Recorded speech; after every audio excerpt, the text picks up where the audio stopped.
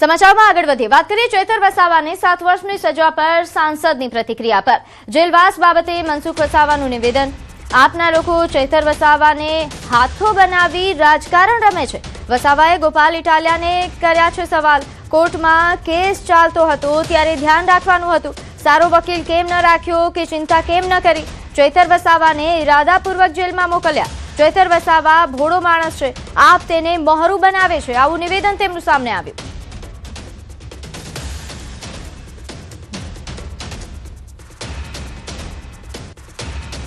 ચૈતરભાઈ વસાવાનો ઘણા સમયથી આખો મામલો કોર્ટમાં પેન્ડિંગ હતો અને એ જામીન પર છૂટ્યા હતા ને કોર્ટમાં ચાલુ કેસ હતો। તો એ વખતે કોઈ કાળજી ના રાખી કે ભાઈ ચૈતરભાઈને બચાવવા માટે કોર્ટમાં સારા વકીલ આપણે રોકીએ, એમનો જે વકીલ છે એને મદદમાં કોઈ બીજો વકીલ રોકવાનો હતો, એ કોઈ ચિંતા જ નહીં કરી। ચૈતરભાઈ મુશ્કેલીમાં હોય તે વખતે આમ આદમી પાર્ટીના ક્યારેય આવ્યા નથી અને એ પછી આવું કોઈ પણ પરિણામ આવ્યા પછી ચૈતરભાઈ મુશ્કેલીમાં મુકાયા પછી આ લોકો ચૈતરભાઈના નામે બધી જાતની બધી ટીકા ટિપ્પણીઓ કરે છે। ચૈતરભાઈનો ખાલી ઉપયોગ કરે છે અને ચૈતરભાઈ એક ભોળો માણસ છે, એનો ભોળપણનો આ લોકો લાભ ઉઠાવી જાય છે। આગળ વાત કરીએ દાહોદની, જ્યાં સિંગવડના સિંગાપુર ગામમાં દીપડો ઘૂસ્યો। ગામની સીમમાં દીપડો દેખાતા લોકોમાં દોડધામ મચી।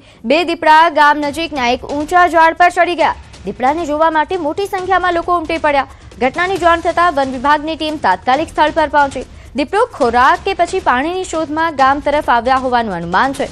વન વિભાગ દ્વારા દીપડાની હિલચાલ પર સતત નજર રાખવામાં આવી રહી છે। તંત્રએ ગ્રામજનોને સાવધાન રહેવા માટે અને સુરક્ષિત અંતર જાળવવા માટે અપીલ કરી છે। વન્ય પ્રાણીઓના વધતા ગામ પ્રવેશના કારણે ગ્રામજનોમાં ચિંતાનો માહોલ છે।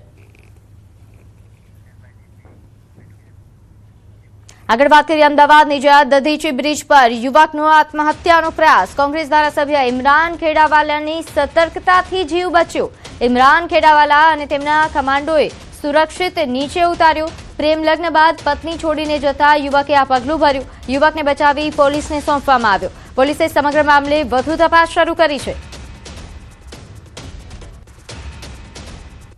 તો આ બનાવ બન્યો દધીચી બ્રિજ પર, જ્યાં એક યુવક જે પ્રેમ લગ્ન બાબતે બંદૂક રાખી આત્મહત્યાનો પ્રયાસ કરવા જઈ રહ્યો હતો। જો કે કોંગ્રેસ ધારાસભ્ય ઇમરાન ખેડાવાલા અને તેમના કમાન્ડોએ તેને બચાવી લીધો, સમયસર બચાવ્યો અને પોલીસને સોંપી દીધો। હવે તેનું કાઉન્સેલિંગ કરવામાં આવશે। નોંધ્ય છે કે પોલીસે સમગ્ર મામલે વધુ તપાસ પણ શરૂ કરી છે। ત્યારે આ સમગ્ર જે બચાવ પ્રક્રિયાનો વિડીયો છે તે હાલ સામે આવ્યો છે, જેમાં દેખાય છે કે આ યુવકને બચાવવા માટે લોકો પ્રયાસ કરી રહ્યા છે। આગળ વાત કરીએ અમદાવાદના ખાડિયાની ફતાશાની પોળમાં વર્ષ 2024માં થયેલા કરોડોની લૂંટ અને ફાયરિંગના ગુનાનો પોલીસે ભેદ ઉકેલ્યો। ઝોન 3 એલસીબીએ મુખ્ય આરોપી દીપક બુકેરની ધરપકડ કરી છે। આરોપીએ 16 જુલાઈ 2024ના રોજ સોનાની દુકાનમાં ફાયરિંગ કરીને અંદાજે 1.51 કરોડ રૂપિયાની લૂંટ ચલાવી હતી। લૂંટ દરમિયાન દુકાનદારના પગમાં ગોળી પણ મારી હતી। તપાસ દરમિયાન જામનગરના નિવૃત્ત એરફોર્સ અધિકારીના ઘરે થયેલી પિસ્તોલ સહિત અંદાજે 15 લાખ રૂપિયાની ચોરીનો ભેદ પણ ઉકેલાયો। પ્રાથમિક તપાસમાં સામે આવ્યું કે સટ્ટામાં અંદાજે 25 લાખ રૂપિયાનું દેવું થતા આરોપીએ ચોરી અને લૂંટ જેવા ગુનાઓને અંજામ આપ્યો હતો। બહુ બધી સોનીઓની દુકાન છે।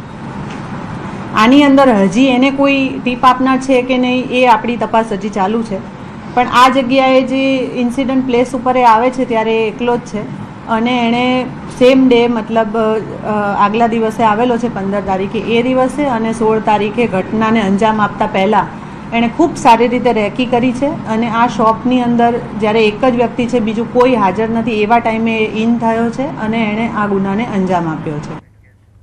નિયમ વિરુદ્ધ ચાલતા ટ્યુશન ક્લાસ અને ડે સ્કૂલ સામે કાર્યવાહીની માંગ। અમદાવાદમાં ફેડરેશન ઓફ એકેડેમિક એસોસિએશન દ્વારા મુખ્યમંત્રીને રજૂઆત કરવામાં આવી છે। સરકારી શાળાના શિક્ષકો ખાનગી ટ્યુશન ચલાવતા હોવાની ફરિયાદ કરવામાં આવી। ફેડરેશને આવા 70 શિક્ષકોની યાદી પણ રજૂ કરી છે। સાથે જ કેન્દ્ર સરકારની ગાઈડલાઈન અને સુપ્રીમ કોર્ટના આદેશ મુજબ ગુજરાતમાં પણ ટ્યુશન ક્લાસ માટે નિયમો બનાવવાની માંગ ઉઠાવવામાં આવી। સૌપ્રથમ તો ગુજરાતની અંદર શિક્ષણની અંદર વાલીઓનો એક બાજુ મોંઘવારી ને બીજી બાજુ શાળાના શિક્ષકો જે પોતે શાળામાં તો વેતન લે છે છતાં પણ શાળાના શિક્ષકો વિદ્યાર્થીઓને બ્લેકમેલિંગ કરીને ટ્યુશન માટે મજબૂર કરતા હોય છે.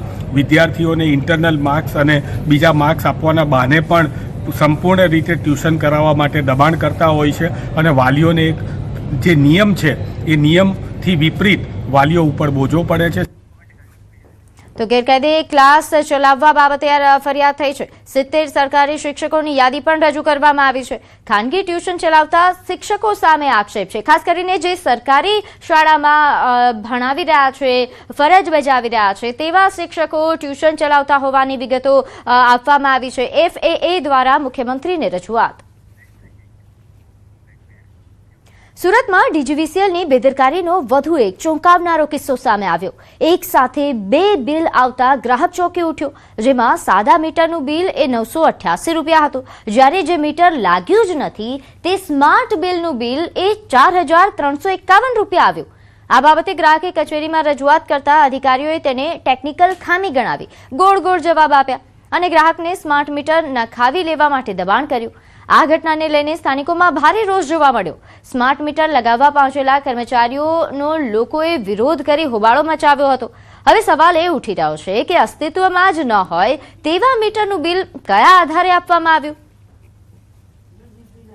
મારા ત્યાં સ્માર્ટ મીટરનું બિલ આવેલું છે, પણ મારા ત્યાં સ્માર્ટ મીટર લાગ્યું નથી. એનું બિલ આવેલું છે 4351 રૂપિયા. હવે એ બિલ આવ્યું ક્યાંથી? મારા ત્યાં મેન્યુઅલ જે રેગ્યુલર બિલ છે મીટર છે તે જ આવેલું છે. મેં રજૂઆત કરવા ગયો તો મને એવું કીધું કે સિસ્ટમમાં થોડીક ભૂલ થઈ ગયેલી છે એમ કે. તો રાજકોટમાં પનીર બનાવતી અને વિતરણ કરતી 3 પેઢીઓ સામે તંત્રની કાર્યવાહી. Fortune milk and food products, Shyam dairy product સહિતની પેઢીઓને સીલ કરવામાં આવી. ત્રણેય પેઢીઓને નિયમોના ભંગ બદલ 5,000 મળીને કુલ 15,000 રૂપિયાનો દંડ ફટકારવામાં આવ્યો. તપાસ દરમિયાન 500 કિલો ફૂગ લાગેલી મલાઈનો નાશ કરવામાં આવ્યો હતો, જ્યારે પનીરના સેમ્પલ લઈને વધુ તપાસ માટે મોકલવામાં આવ્યા છે.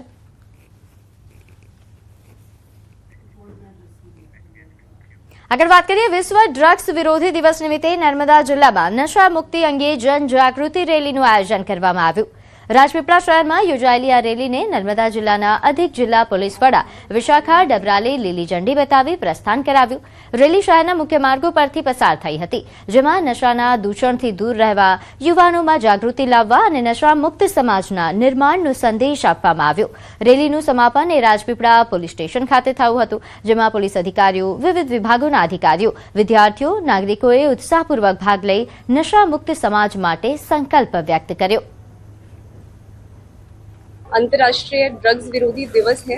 नर्मदा पुलिस जिला पुलिस द्वारा एक जन जागृति रैली का आयोजन करवाया गया है और लोगों के प्रति ड्रग्स के विरुद्ध जागृति फैलाने का काम कर रही है.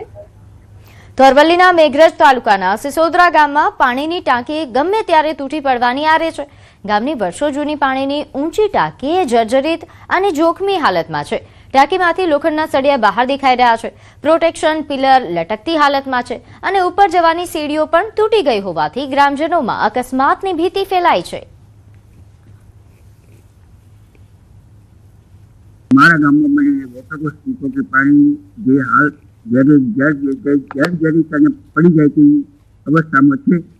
જો આપ શ્રીને મારી વિનંતી છે કે નવી ટોપી બને અને લોકોને શુદ્ધ પાણી મળી રહે, ભય ટળે, તો આપ થાય આ કામ ઉપર ટોપી નવી આપવા માટે અમારી વિનંતી. તો ગામના મુખ્ય માર્ગ વચ્ચે આવેલી આ ટાંકી કોઈ પણ સમયે મોટી દુર્ઘટના સર્જી શકે તેવી આશંકા વચ્ચે ગ્રામજનોએ તંત્ર સમક્ષ ટાંકી તાત્કાલિક ઉતારી લેવા અને નવી પાણીની ટાંકી બનાવવાની માંગ કરી છે. સાથે જ ગામના લોકોને નિયમિત અને શુદ્ધ પીવાનું પાણી મળી રહે તે માટે વહેલી તકે યોગ્ય કાર્યવાહી કરવામાં આવે તેવી પણ માંગ ઉઠી છે. માટેની આપની અપીલ છે સાહેબ, અને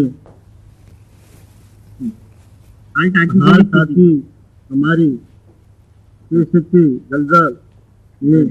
जलदर है